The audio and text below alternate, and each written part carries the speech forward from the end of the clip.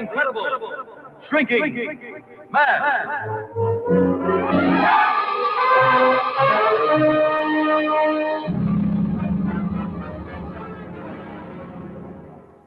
You are getting smaller. There's no medical precedent for what's happening to you. I simply know that you're getting smaller. I want you to start thinking about us, our marriage. Some awful things might happen. As long as you've got this wedding ring on, you've got me.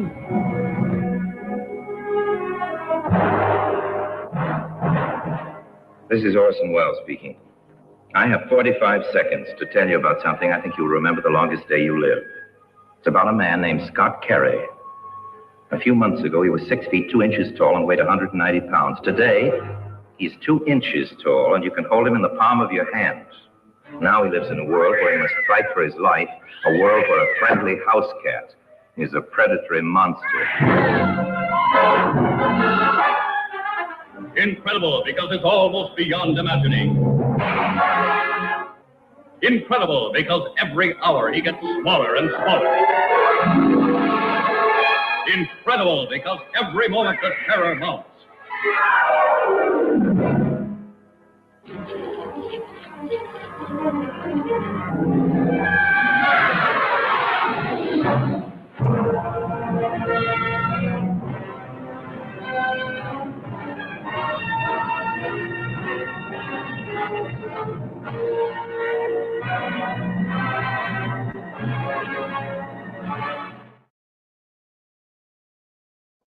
And good afternoon, everybody. Welcome to day 2 of the 31 Days of Monsters.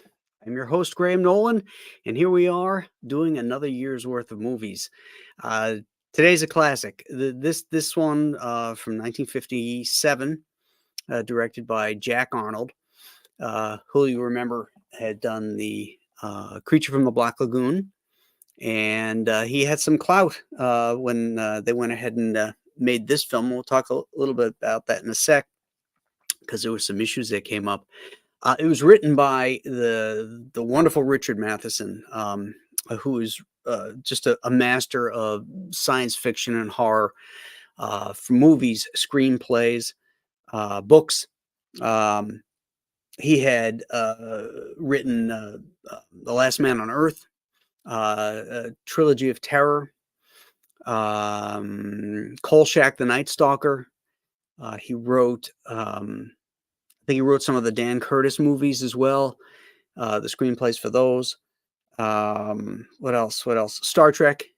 He wrote the classic The Naked Time episode in the first season.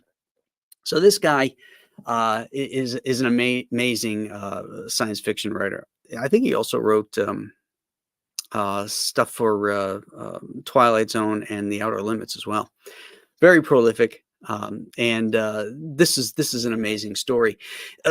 What grabs me about this is when I was looking on IMDb. You know, there's always a difference between the books and the movie, and what I found out is that that the original book was written as a series of flashbacks so that you got into the cellar with Scott quickly. Universal insisted on a linear story. They also vetoed key sequences such as Scott spending the night with the female midget, a drunk homosexual who abuses Scott, a gang of teenagers who terrorize him, and Scott becoming a peeping Tom secretly spying on a teenage babysitter. These were all rejected as too risque for 1957. When I talked about Jack Arnold having a little bit of clout because of his success at Universal with the Creature from the Black Lagoon, the studio wanted a different ending. They wanted a happier ending, like they were able to reverse the shrinking aspect of Scott. But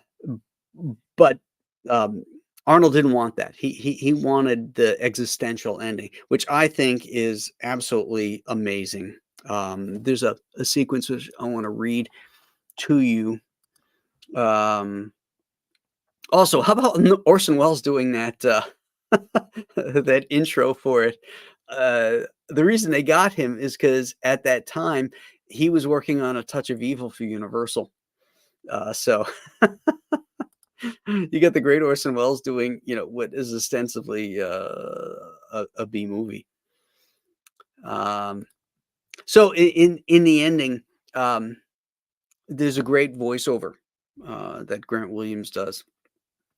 It's a little long, but I think it's worth it. He says, I was continuing to shrink to become what? The infinitesimal? What was I? Still a human being? Or was I the man of the future? If there were other bursts of radiation, other clouds drifting across seas and continents, would other beings follow me into this vast new world? So close, the infinitesimal and the infinite. But suddenly I knew they were really the two ends of the same concept. The unbelievably small and the unbelievably vast eventually meet like the closing of a gigantic circle. I looked up as if somehow I would grasp the heavens, the universe, worlds beyond number.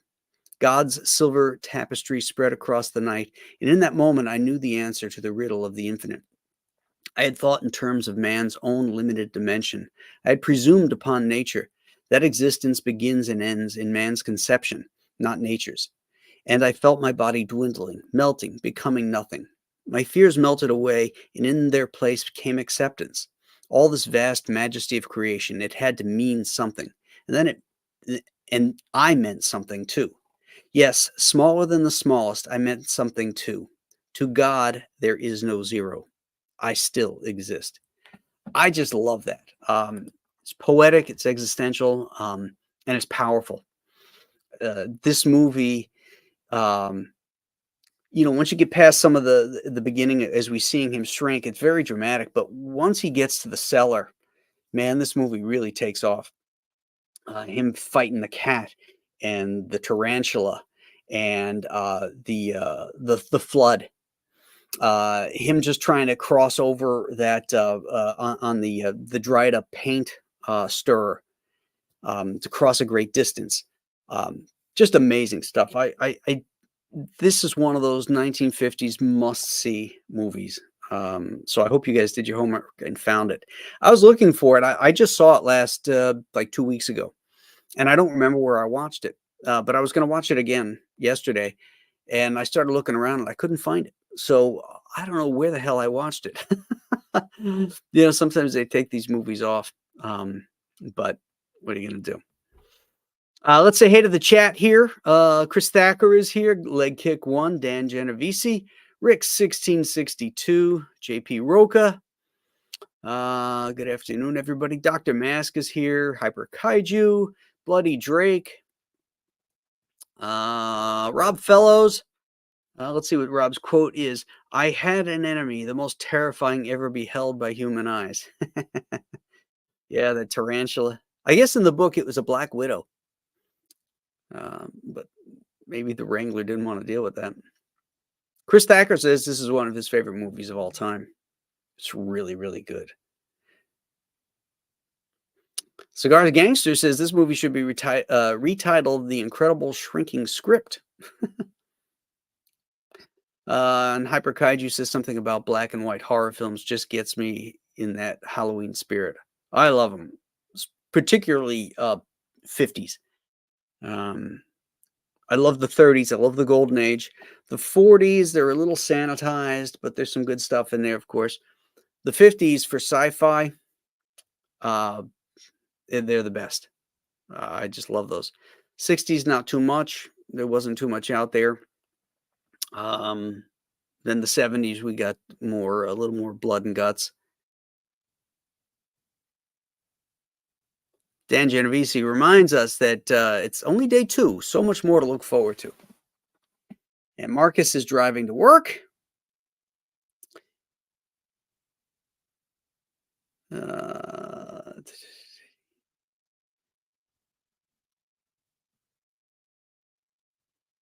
Optic Racer says cool movie. You know what's interesting too? We have a movie coming up, and I mentioned this, I think, in the intro to the 31 Days of Monsters. Movies, particularly in the 50s, sci-fi films and stuff, were great inspirations to comic creators of the day.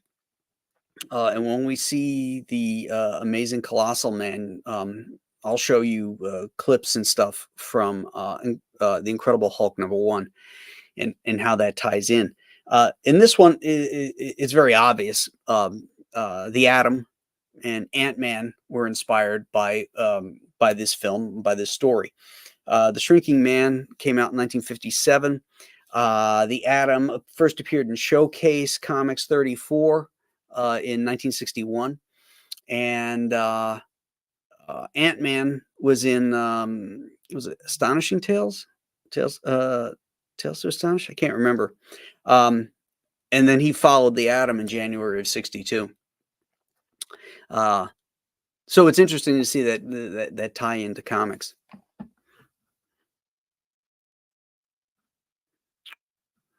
And I mean, Kirby was a huge fan of movies. He watched them all the time. You can see in so many of his things the original movie source that inspired him. But then, of course, he was Kirby, so he took everything else into a stratosphere of another dimension.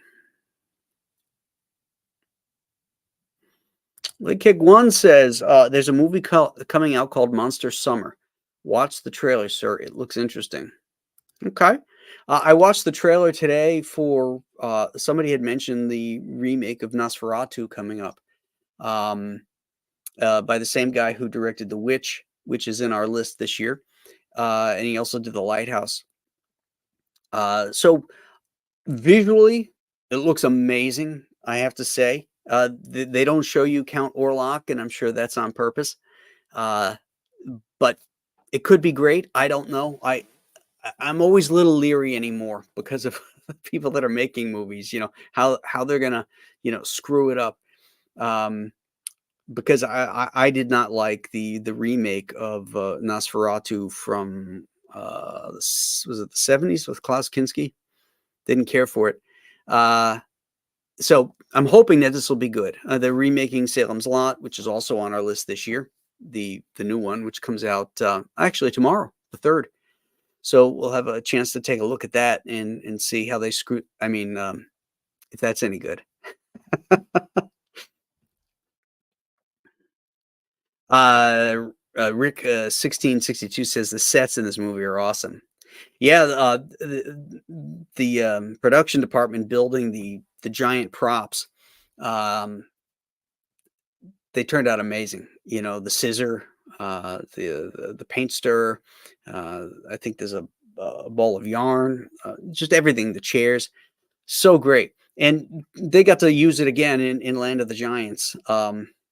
About 10 years later, in the late 60s. So a lot of those props still existed and they used for Land of the Giants.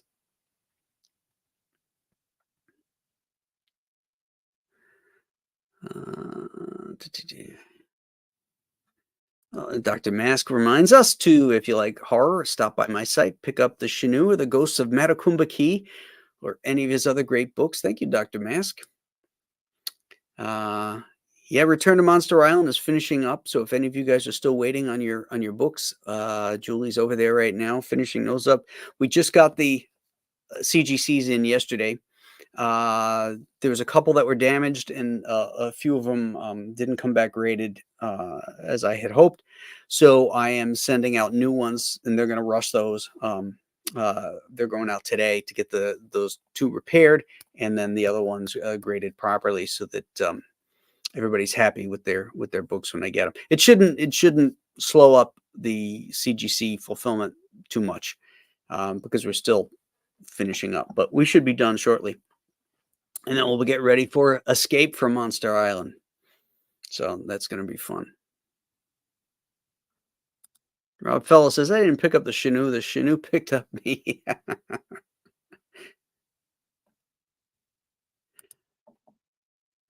Okay. Oh, wait. I did not like The Lighthouse. Watched about 2/3 and called it a day. I've been leery about watching that one myself. It looks a little weird and off the track. I'm hoping that The Witch is good because I haven't seen that. But we'll see. Hyper Kaiju's cautiously optimistic. We'll see.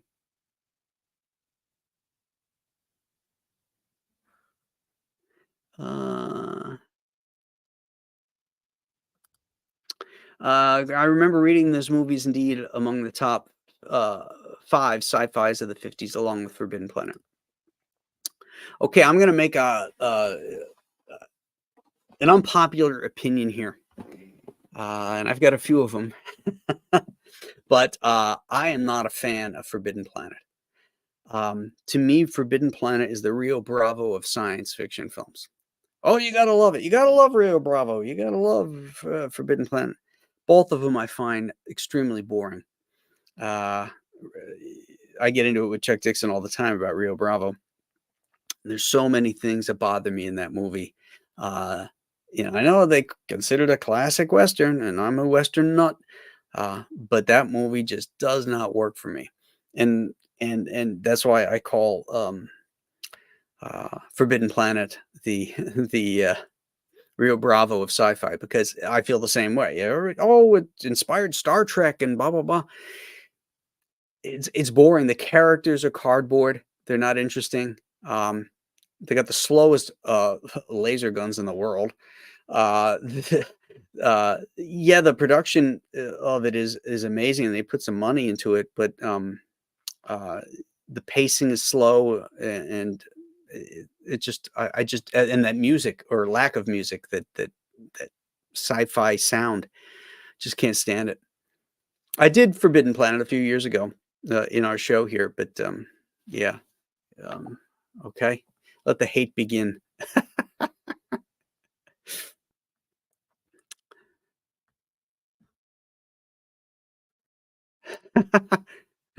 Yeah, Hyper Kaiju says not even Anne Francis can save Forbidden Planet.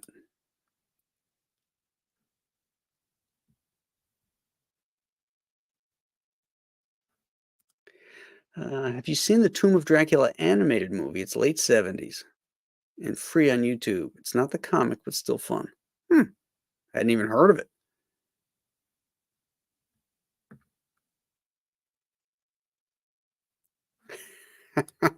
Man of War says, I told you, Graham has to pick a classic every year to poop on. Hey, I'm a tough audience, man. I've seen too much to accept shit. I'm holding out for greatness. And that one wasn't one of them for me. Robbie the Robot makes it. Yeah, Robbie's great. Yeah, he's fun. Yeah, Louis L'Amour fan. Yeah, I love Louis L'Amour's books. Optic Racer likes Rio Bravo, but indeed could use less songs. I try to watch that all the time, and I get to various parts where I'm like, oh, fuck. I tried to watch it again just recently, and I get to the point where Ward Bond comes in, and he says, he goes into this long speech where he where he's introducing himself. What's the word I'm looking for?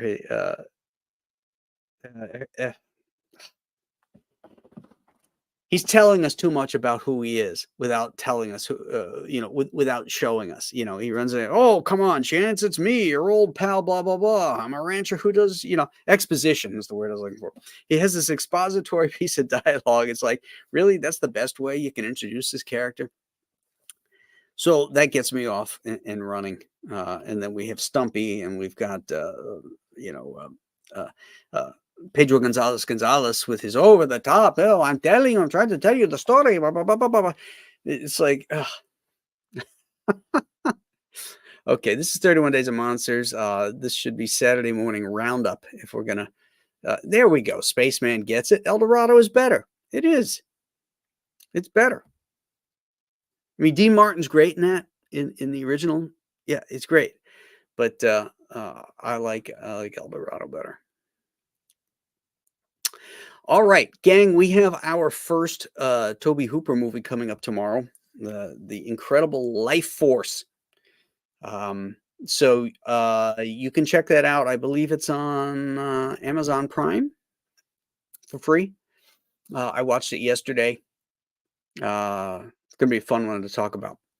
So tune in tomorrow. We will see you at 12 noon for our lunchtime monster extravaganza. Yeah. Oh, that's not what it's the thing switched on me too quickly. Hyperkaiju Matilda May. Yeah, if you haven't seen the movie, you'll get what he's saying. All right, brothers and sisters, thank you so much for tuning in. Really appreciate it. This is one of my favorite times of the year, and I know it is yours too. And I love just watching all these old movies and watching them with you. Oh, and by the way, tomorrow night, I think we're going to do a watch party. I found a bunch of public domain. At least it says they're public domain, and they're actually good ones. I saw that Kolchak the Night Stalker was listed in this thing, so we might try and give that a shot and see if we don't get canceled. So look for a notification for tomorrow night for a possible watch party. I'll do a little more research and check. So that's wait, no Star Trek. Landing party's going on tonight. Yeah, we do landing party Wednesday nights. Got a good one tonight too. We're Devil in the Dark, one of my favorites. So yeah, tune in for that. 8 o'clock tonight. Tomorrow, possible watch party. And then of course at noon there will be the 31 days with Life Force. So until then, my friends, hopefully we'll see you tonight on the landing party. If not, we'll see you tomorrow at noon. Have a good one. Bye-bye.